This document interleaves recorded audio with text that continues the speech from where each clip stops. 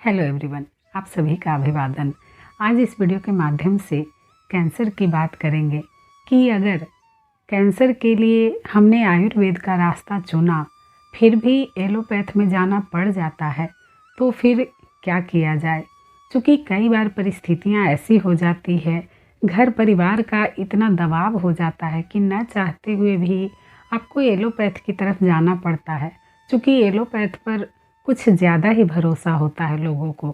आंख बंद करके एलोपैथ पे भरोसा कर लिया जाता है और ऐसा 100 में से कम 80 लोग ऐसे होते हैं जो एलोपैथ पे भरोसा ज़्यादा करते हैं। आयुर्वेद पे बहुत कम ऐसे लोग हैं जो आंख बंद करके भरोसा करते हैं।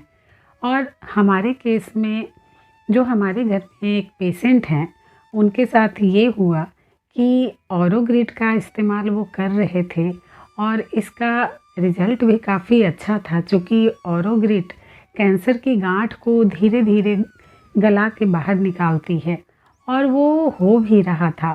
क्योंकि गांठ बहुत बड़ी थी तो समय भी लगता है और जब गांठ गलती है तो उस एरिया में काफ़ी पेन होता है और इतना ज़्यादा पेन होता है कि वो असहनीय होता है। और आयुर्वेद में भी कई दवाइयाँ हैं पतंजलि में, जैसे पीड़ांतक वटी, पीड़ांतक क्वाथ। इसको लेने के बावजूद भी उस दर्द में थोड़ी बहुत राहत हो रही थी। तो ऐसा करते करते कम से कम साल बीत गया। जो घाव ओपन हो गया था उसमें से रिसाव की तरह निकलता था, पानी की तरह निकलता था। ऑरोग्रिड लेने लगे तो वो धीरे धीरे डिजॉल्व हो रहा था, साइज भी कम हो रहा था, लेकिन समय इतना ज़्यादा लगता जा रहा था। और आयुर्वेद में कोई ये नहीं बता पाए कि ये गांठ टूटने की वजह से दर्द हो रहा है और ये जो पानी की तरह जो निकल रहा है ये गांठ गल रहा है, इसलिए ये ऐसा हो रहा है। क्योंकि गांठ गलता था तो जब कपड़ा वहाँ पे रखा जाता था तो वो दिन भर में 2-3 कपड़े गीले हो जाते थे जिस एरिया में ये प्रॉब्लम है। तो ऐसा हुआ कि अगर वहाँ से कुछ निकल रहा है तो शरीर में वीकनेस भी लगती है और इसके लिए आपको प्रॉपर डाइट की ज़रूरत होती है। और कहीं ना कहीं कुछ कमियां रह गई और समझ नहीं पाए और इतना घबरा गए। फिर जैसे होता है कि आप 2 महीने 4 महीने इंतज़ार करते हैं कि इतने दिन में ये प्रॉब्लम ठीक हो जाएगी, लेकिन उस प्रॉब्लम को अगर 6 महीना 8 महीना साल हो जाए झेलते झेलते तो अमूमन डर सा लग जाता है। कहीं ना कहीं ऐसा भी लगता है कि पता नहीं आयुर्वेद काम कर भी रहा है या नहीं। और इस तरह से इग्नोर करते करते कहीं ना कहीं मेरी प्रॉब्लम तो नहीं बड़ी हो रही है, ऐसा सोचते सोचते और घर वालों के दबाव के कारण भी एलोपैथ में जाना पड़ा। और एलोपैथ में जब गए वो सारे टेस्ट जो भी होते हैं प्रोटोकॉल कैंसर पेशेंट के लिए, वो सारे टेस्ट करवाए गए।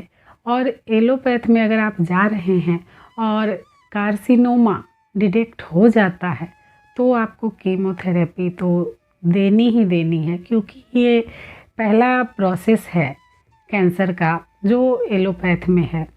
और वही सेम हुआ हमारे साथ।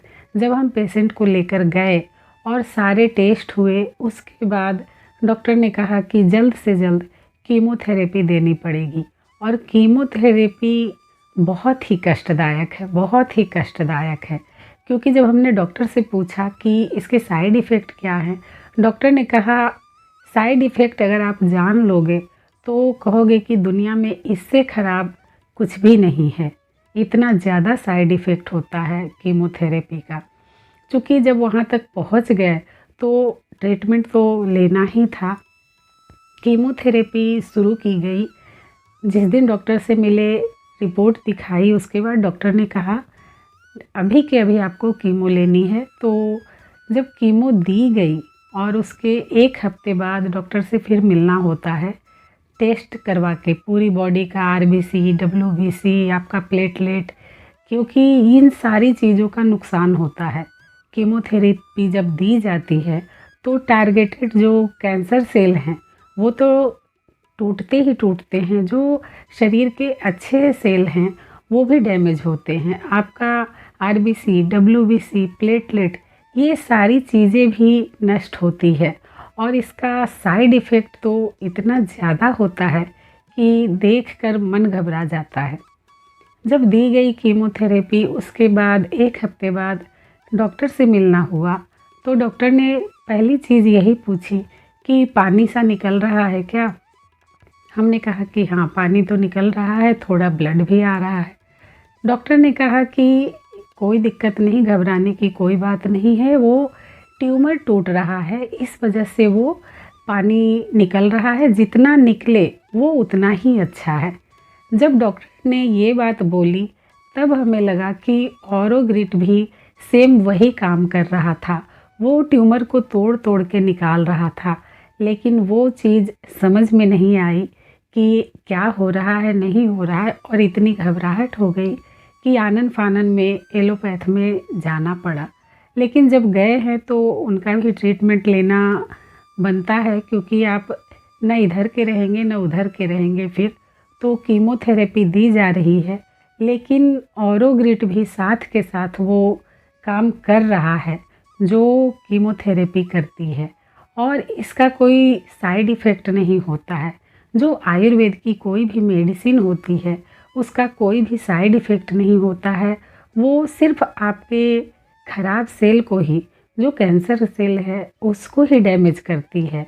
अच्छे जो भी सेल है शरीर में उसको डैमेज नहीं करती है।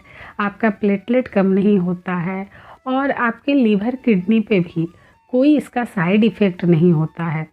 क्योंकि कीमोथेरेपी में इतनी हार्ड एंटीबायोटिक दी जाती है, तो उसका कहीं ना कहीं असर तो होता है, लीवर पे होता है, किडनी पे होता है, ओवरऑल पूरे शरीर पे बहुत ही ज़्यादा इसका साइड इफ़ेक्ट देखा जाता है।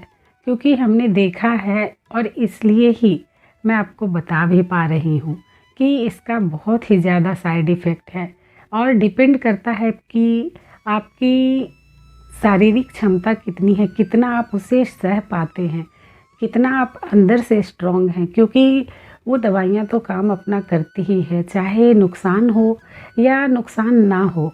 जो उसका काम है वो कैंसर सेल को भी मारती है और शरीर के अच्छे सेल को भी डैमेज करती है। तो नेक्स्ट वीडियो में मैं बताऊंगी आपको कि क्या क्या नुकसान हुआ था, और अगर नुकसान हो रहा है तो आयुर्वेद आपका क्या कुछ सहायता कर सकता है। आपके शरीर को, आपके लीवर किडनी को अच्छा रखने में क्या आयुर्वेद की मदद ली जा सकती है कीमोथेरेपी के साथ साथ। तो नेक्स्ट वीडियो में मैं ज़रूर इसके बारे में बताऊंगी। इस वीडियो में बस इतना ही। अगर वीडियो पसंद आई तो वीडियो को लाइक करें, हमारे चैनल को सब्सक्राइब करें, और इस वीडियो को जितना ज़्यादा हो सके शेयर करें, क्योंकि कैंसर पेशेंट अब बहुत ही ज़्यादा बढ़ते जा रहे हैं, तो उन तक ये बात पहुंच पाए कि ऑरोग्रिट किस तरह से काम करता है किसी भी कैंसर पे। Thank you.